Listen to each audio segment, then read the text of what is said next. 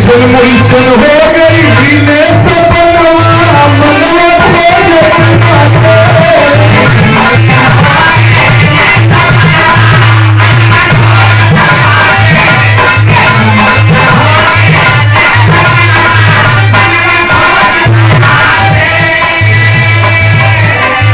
committee की तरफ से ये सम्मान आया सफाई और माला के साथ रुपए का पुरस्कार हमारे चंद्रहास रामभर जी और हमारे अजय बाबू जो अच्छे कलाकार हैं आपकी तरफ से बहुत बहुत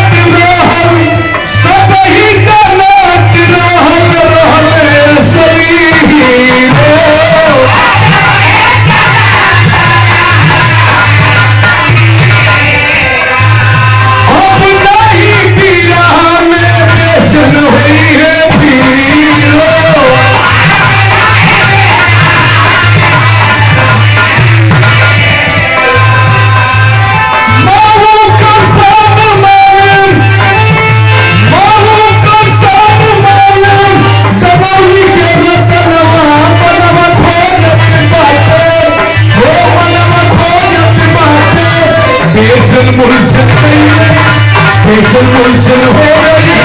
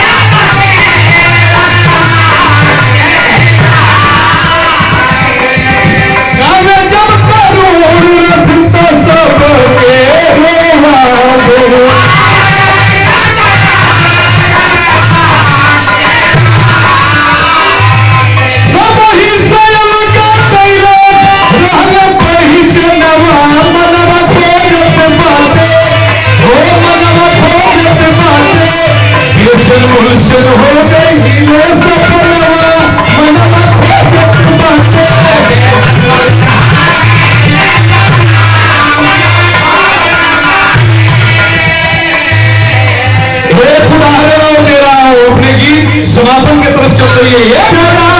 कोई जब सुना